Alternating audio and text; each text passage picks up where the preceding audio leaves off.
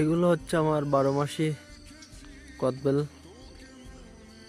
এখানে এখন ফুলও আছে, সাথে সাথে ফলও আছে। ফলের আবার 3 প্রকার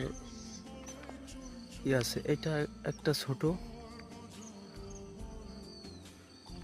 এটার আবার মিডিয়াম হচ্ছে এটা, তারপর হচ্ছে এটা। আবার ফুলও আছে সেরকম পরিমাণে, এই যে ফলও আছে। এটা হচ্ছে 12 মাসি কদবেল। যেমন ফুল আছে, ফল আছে, ওই যে একটা ছোট আছে, এগুলো মিডিয়াম আছে। সবসময় ফল আছে, ফুল আছে গাছে। তো এগুলো আমার নেওয়া হচ্ছে সজলভাই থেকে, সজলভাই চুয়াডাঙ্গা, জীবননগর। তো ওনার কাছ থেকে আমার এই গাছগুলো নিয়ে আসা। তো অনেক ভালো, ধন্যবাদ সজল ভাইরে, যে সজল ভাই আমার এই 12 মাসি চারাগুলো দিছে। উনি অনেক ভালো মানের চারা নিয়ে আসে বাইরের থেকে। তো এগুলো আমার খুবই ভালো লাগছে যে আমার গাছগুলো সব ফুলে ভরা, ফলে ভরা। সজল ভাইকে অনেক অনেক ধন্যবাদ যে এই মানের চারাগুলো আমাকে দেওয়ার জন্য। তার ধারে আছেও আরও অনেক হিউজ পরিমাণ চারা তার কাছে থাকে।